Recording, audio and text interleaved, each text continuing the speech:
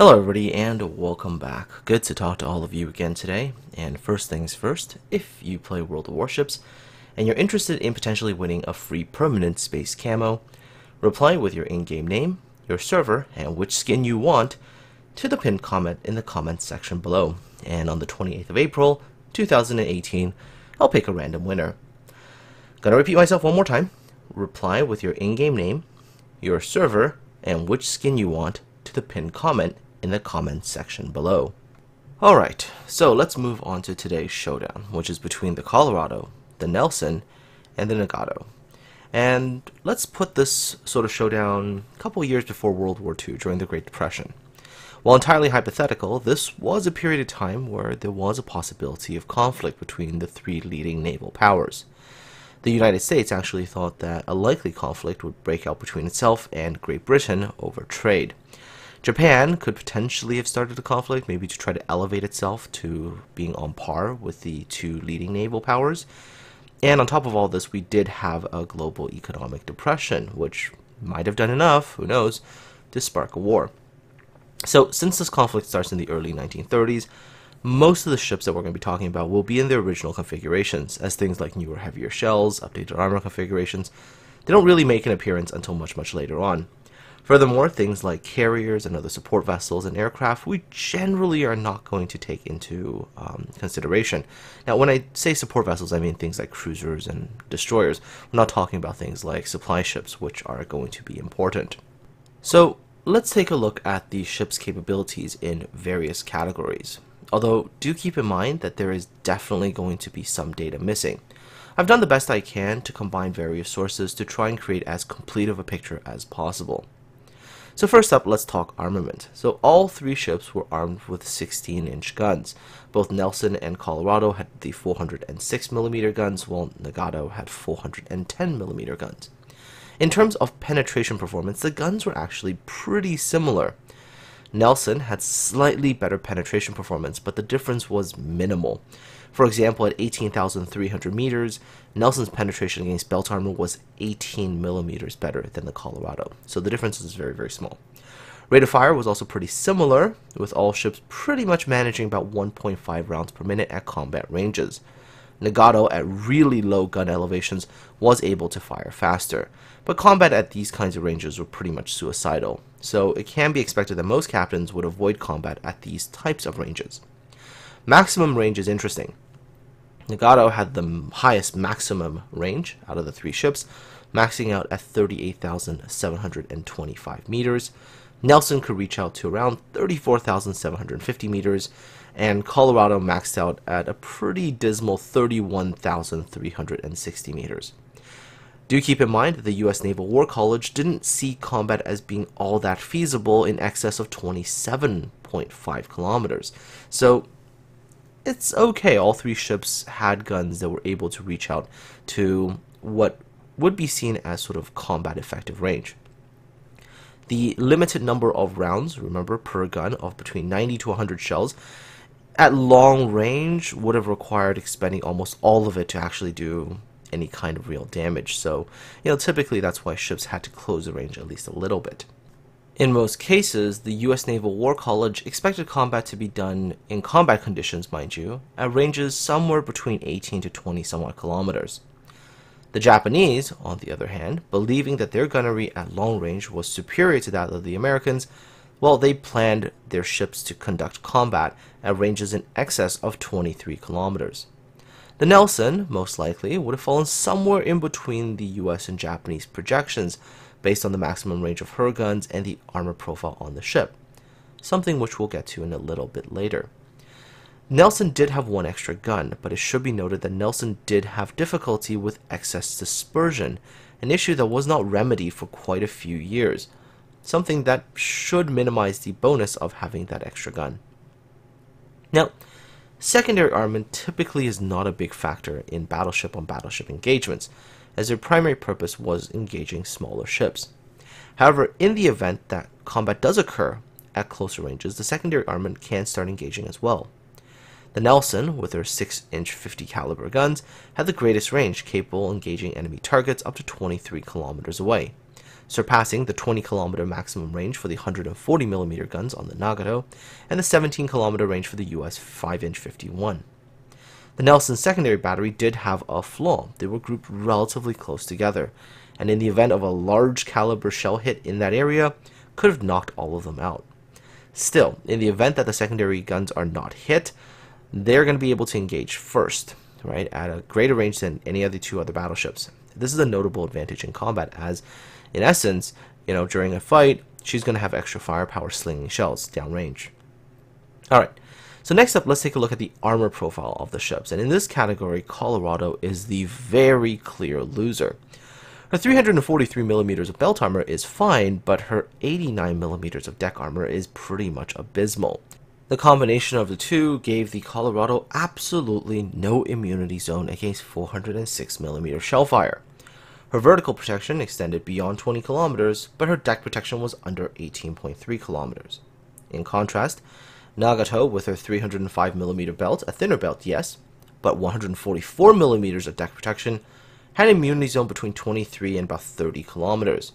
Nelson, with her even thicker 360mm belt armor and 159mm deck armor, would have had an even better immunity zone, most likely between 19 and 32 kilometers.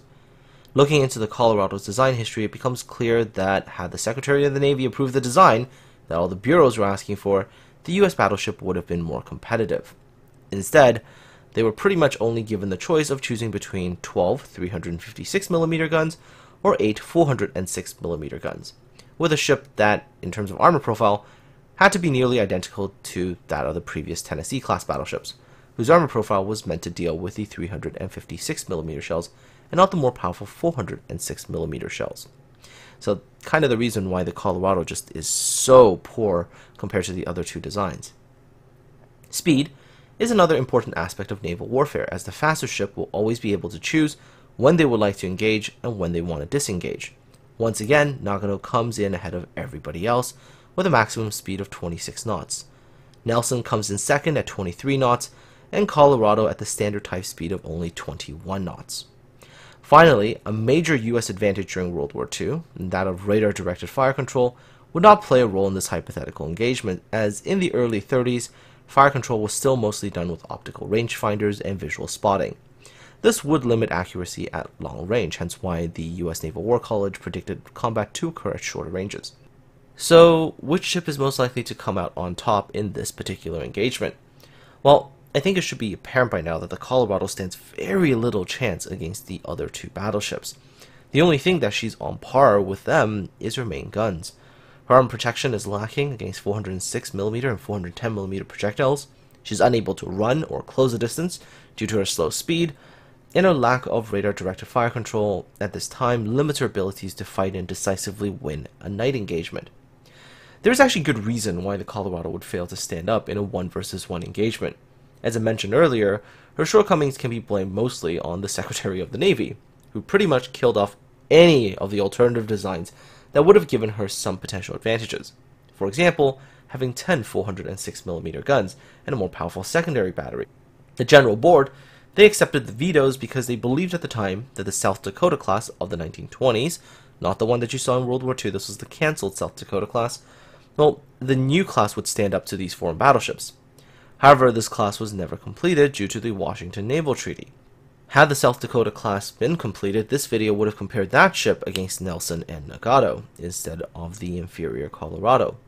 While it should be noted that the Colorado's shortcomings in terms of speed, armor, etc. are notable in a 1 versus 1 engagement, in reality the ships would have clashed as a part of a larger fleet. And in that kind of situation, in these large fleet engagements, the US fleet superiority in numbers, a 1.5 times advantage over the Japanese, it would have proved to be decisive. So the real battle comes down to the Nelson versus the Nagato, and this is a pretty interesting hypothetical engagement because numerous other factors will play a role here as well. In the event that the battles take place in the Pacific theater, I would say there's a small edge given to the Nagato. Combat is, after all, occurring in a location where the Japanese sailor has trained in for most of his career. Second advantage is that being sort of closer in proximity to one supply bases is a bit of an advantage for the Nagato. Although it should be noted that we are talking about the early 1930s. The Royal Navy does have bases scattered all around the world. quite a few of those being in Asia, so the advantage really isn't massive for the Nagato. Both ships also get access to friendly ports in the event that they sustain damage. So let's consider the Pacific engagement first, and let's do it sort of during daytime in calm seas. The Nagato's superior speed will allow her to choose her time and place for the engagement, while her superior range will also allow her to open fire first. The effectiveness, however, of fire at maximum range is definitely lacking, so it would be necessary to close down that range. Lucky hits, of course, at these super extreme ranges can lead to catastrophic damage, and since the Nagato does have more range, with sailors trained to fight at greater ranges, and the Nelson having no means of closing that range, in theory the Nagato can stand off at close to its maximum range and just rain shells down until something hits. However, the percentage chance of that occurring is reasonably small. Still, there is always the factor of luck in a conflict, so we can't fully rule that out. Now, in the event that the ships do close to a distance that is inside their immunity zones, it is highly likely that both ships will just pummel each other and pretty much pummel each other until they're both combat ineffective. Now, Nagato is likely to do a bit more damage as her guns are a little bit more accurate, however neither ship would sink, so they would most likely return to port with significant damage and substantial casualties. In the event that the captain of the Nagato keeps closing the distance to try to get a decisive win and closes to a distance under 23 kilometers, there's a good chance that the Nelson would then start landing debilitating hits on the Nagato, while the Nagato is still unable to start getting good penetrations into those critical areas of the Nelson. So if you think about it, the actual closure speed between the Nagato and the Nelson is a mere 3 knots. So for the Nagato to close down 4 kilometers of distance, assuming that the two ships are both trying to, one is trying to close and one is trying to get away, it'll take Nagato approximately 43 minutes to actually close that distance. And during that time, the Nagato will be vulnerable to the Nelson, but not the other way around. Also, keep in mind that during that 43 minutes, the Nagato would also be subjected to secondary fire from the Nelson, because the Nelson's secondary battery does have that range, while its own secondary battery wouldn't be able to return fire. In a close-up fight, even with the Nelson's dispersion issues on the main guns, it should be able to demolish the Nagato. I don't really see combat getting into such kind of ranges during the day, so most likely we'll have either a long-range fight, where you hope for hits to incapacitate a ship, or they both sort of pound each other until they're combat ineffective. Hence why I did say it's a small little edge granted to the Nagato in that kind of situation. If we consider night fighting, it really is going to be who gets the drop on whom. Typically, combat will take place at closer ranges, so if the Nelson, let's say, gets the drop on the Nagato, and it is inside that immunity zone difference, hey, the Nelson might be able to get off these really devastating strikes while being protected from return fire and winning that engagement. On the other hand, if let's say the Nagato gets into a position where the Nelson's armor is vulnerable, and also happens to catch the Nelson in a poor position. Remember, the Nelson's turrets are all in the front. So if the Nagato gets up, let's say, somewhat behind it, the Nelson's going to be vulnerable. Then in that case, the advantage is going to be on the Nagato side. If we consider X factors, like better night fighting capability of the Japanese, it might be reasonable to suggest that at night, the Nagato has a small but decisive edge on the Nelson. So if we're looking at it from a Pacific theater, I would say sort of small edge to the Nagato, but the two ships are still pretty closely matched. On the other hand, assuming that we shift the battle to the North Atlantic theater, I'd give a huge edge to the Nelson. Battle ranges in the North Atlantic tended to be closer, and the Nelson's advantage in terms of armor is going to matter more. The advantage that the Nagato had in the Pacific, which is more range on the guns, fighting at greater distances, having a better speed, all that, is going to matter quite a bit less, I think, in the rougher conditions of the North Atlantic.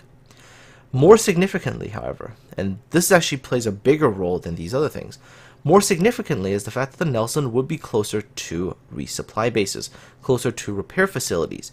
And unlike the Royal Navy, which had bases pretty much all over the place in Asia, Japanese did not have facilities in the Atlantic, and this would massively affect the combat capability of the Nagato. Nagato's captain will now have to consider many other things before choosing to enter combat. His speed advantage, which, hey, he might have used liberally in the Pacific as he was relatively close to his resupply, he might have to conserve a lot more in the Atlantic, as he still has to consider, at the end of it, he has to get his ship back to a friendly port, and he can't be burning fuel like crazy. Combat damage, too, would be much, much more significant. All you have to sort of look at is think about the Grash Bay during World War II. Taking combat damage in a place with no friendly ports contributed massively to the eventual scuttling of the ship. In a showdown between these three battleships, it is an incredibly close contest between two of them, the Nelson and the Nagato. Most of the factors that could influence that battle would be things like weather, time of day, logistics, which theater is the battle taking place in, sea states, rather than the ships themselves, as the ships themselves are pretty closely matched. Unfortunately for the Colorado, it just simply doesn't stack up to either the British or the Japanese battleships. So, in a kind of a conflict with either of those two, the Colorado is pretty much guaranteed to lose. So, what do you all think? Do you agree? Do you disagree? Do you think I've missed something? Let me know all your thoughts in the comment section below.